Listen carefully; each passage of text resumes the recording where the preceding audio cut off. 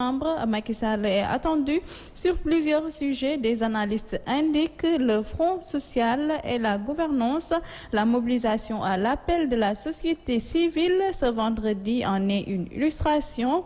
Différentes sensibilités vont venues manifester à la place de la nation pour exiger la punition des personnalités épinglées par la Cour des comptes. La mobilisation hier à la place de la nation à Dakar, l'opposition sénégalaise répond à l'appel de la société civile.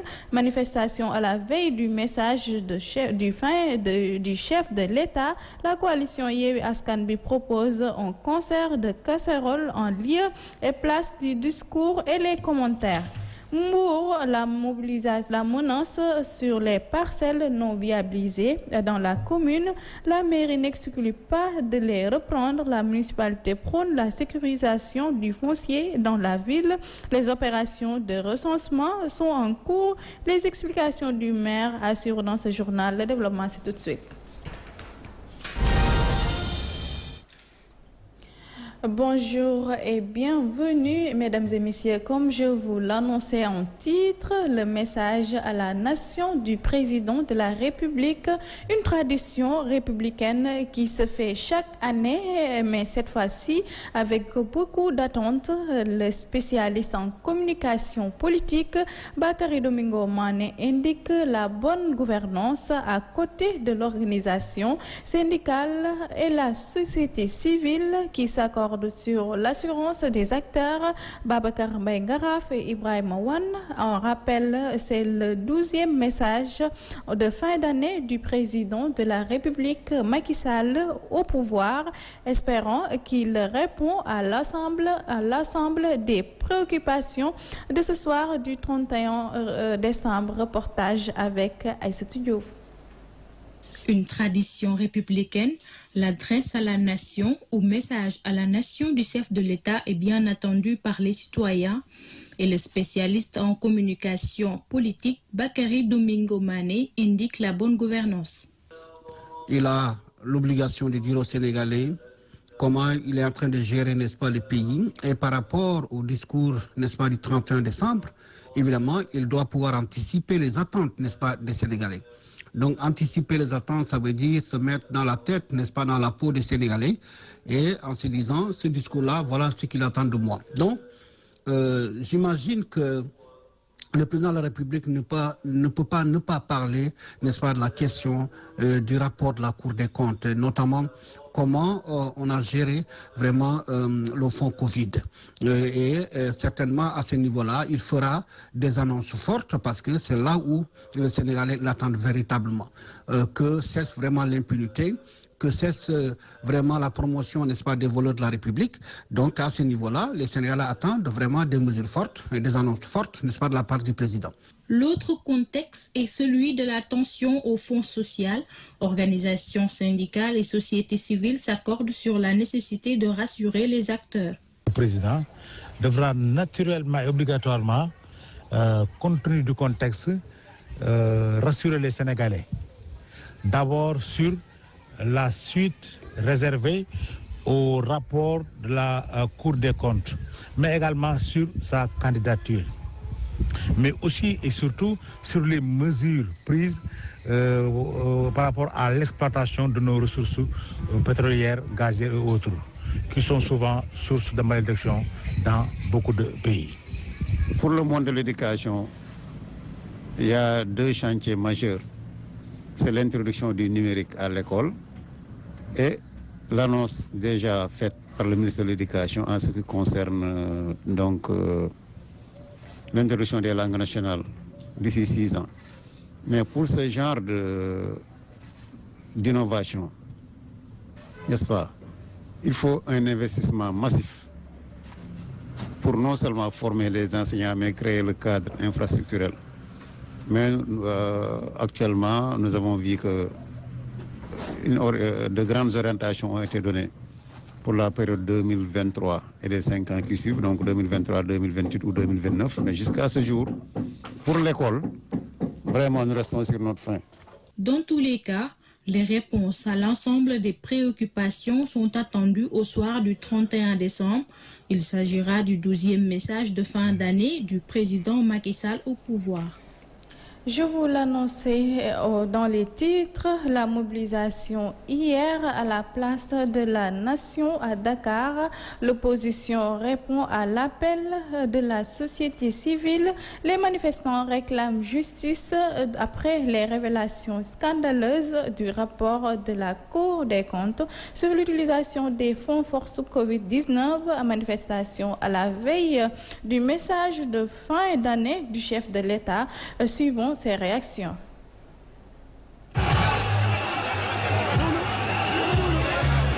Ce qui est inexplicable ici, c'est que de l'argent ait pu être collecté des citoyens sénégalais, de l'État, donc notre argent encore, des partenaires qui nous appuient, et que cet argent qui était destiné à pouvoir soigner et aider les personnes qui souffraient de la Covid, que cet argent ait été détourné, même si c'est 1 centime de détourné qui devait aller à la Covid, c'est indu.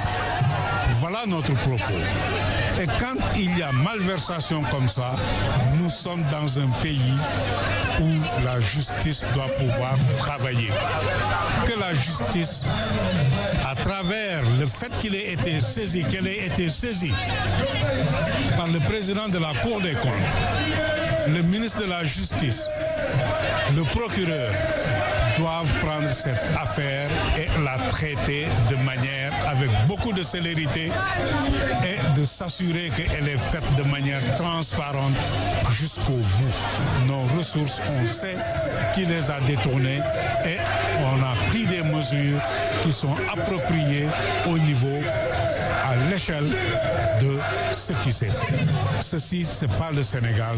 Il faut que solution soit trouvée. Il faut que les gens qui ont pris l'argent déboursent, remboursent cet argent-là. La Cour des comptes, il faut le rappeler, c'est une institution de l'État. Ceux qui sont des fonctionnaires qui ont délivré un rapport. Ils ne sont pas des politiciens. Pour politiciens, il n'y a pas de politiciens là-bas. Donc ce rapport-là est un rapport crédible. Aujourd'hui, ce qu'on attend, c'est que la justice se mette en branle et qu'on ne noie pas le poisson par des procédures à n'en plus finir. Des gens ont été clairement identifiés, qu'ils aillent se justifier devant la justice et que l'argent du contribuable revienne d'où il n'aurait jamais parti, c'est-à-dire les caisses de l'État. C'est un premier pas par rapport au programme qui a été défini par rapport au Yewwi Askan Wi. Alors aujourd'hui, on compte sur une forte mobilisation du peuple sénégalais. Demain, on va faire des concerts de casseroles à partir de 20h. Et le 6 aussi, il va y avoir un rassemblement. Kaolack a abrité l'Assemblée générale ordinaire de l'Union des mutuelles de santé communautaire du Sénégal, occasion saisie par le président de l'Union. Plus de millions de bénéficiaires au niveau des mutuelles de santé, ce qui amène le Sénégal à un taux de couverture de la population. André Demba Wade, président de l'Union des mutuelles de santé communautaire du Sénégal, et au micro d'Ousmane Junior Sarr. Dans le cadre de la mutualité santé, nous sommes à 3 800 000 bénéficiaires des mutuelles de santé, comprenant les membres classiques, mais aussi ceux que l'État nous a confiés, à savoir les ménages bénéficiaires de bourse de sécurité familiale, mais aussi les bénéficiaires, les détenteurs de la carte d'égalité des chances, c'est-à-dire les handicapés. Ceci, l'État nous les a confiés pour que nous assurions leur prise en charge et c'est l'État qui paye intégralement la cotisation et le ticket modérateur. Donc cela nous fait plus de 26% de notre cible englobée aujourd'hui dans les mutuelles de santé. Et notre contribution et la contribution des autres programmes amènent le Sénégal aujourd'hui à être à 53,5% de taux de couverture de sa population. C'est des performances énormes qui nous ont permis d'avancer. Et le Sénégal, le chef de l'État se glorifie du travail qui est fait et il s'agit maintenant de poursuivre ce travail pour aller à plus de personnes couvertes par. Et l'importance de l'assurance maladie, nous l'avons rappelé, c'est aujourd'hui d'alléger les charges de l'État. parce que ça amène les populations à contribuer à l'effort de financement de la santé et ne plus dépendre de l'État. Et nous pensons qu'aujourd'hui, le Sénégal devrait travailler et appuyer le développement de l'assurance maladie. C'est ce que, en tout cas, le président de la République avait demandé.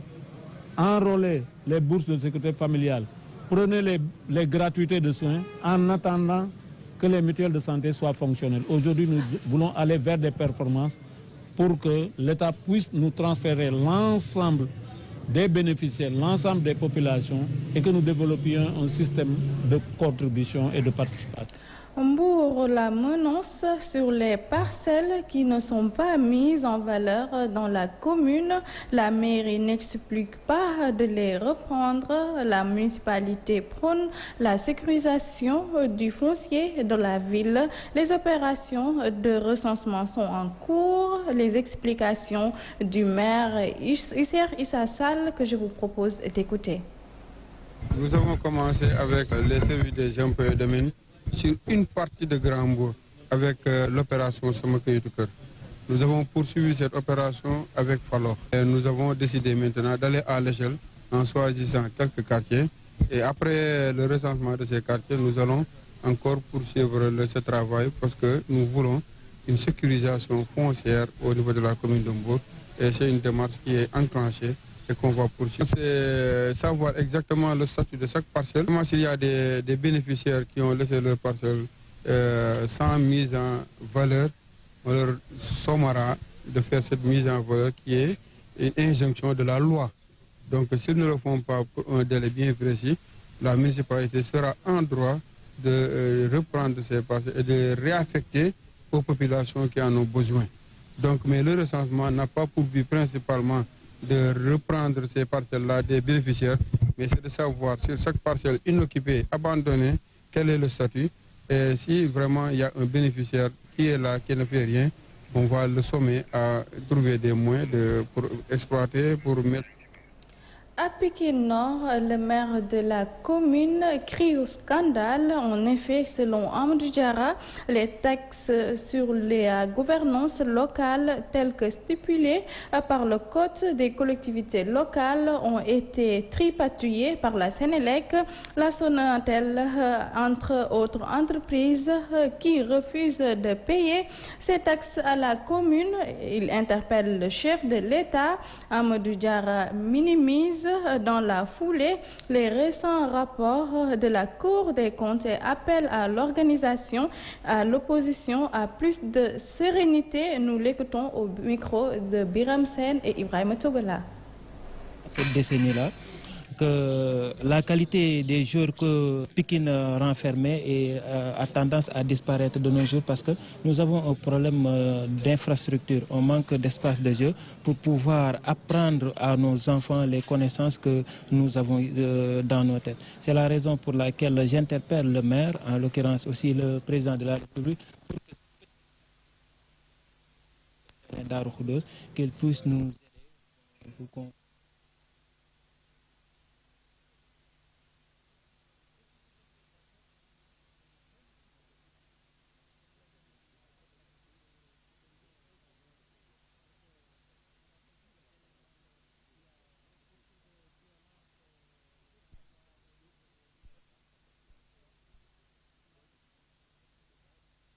Donc c'est à nous maintenant, nous qui sommes encadreurs, nous qui aimons le football, de conscientiser nos frères, de conscientiser nos enfants et pour qu'ils puissent aller et savoir que le football ne rime pas avec la violence. Sport à présent, camp de basket à Tcharoy. Tcharoy Basket Family a organisé les 72 heures de basketball dans cette commune. Un événement qui a pour objectif de montrer le talent et le potentiel des jeunes basketteurs et basketteuses de la banlieue. Un moment aussi pour faire des prières mémoriales à l'endroit de Feu Alioune Fall qui était professeur au lycée de Tcharoy et arbitre de basket international. Que son âme repose en paix. Nous y reviendrons dans nos prochaines éditions. C'est cet élément même qui met fin à cette principale édition de la mi-journée. Mesdames et messieurs, merci de l'avoir suivi. Restez avec les programmes de la Radio Dunia Vision. Au revoir.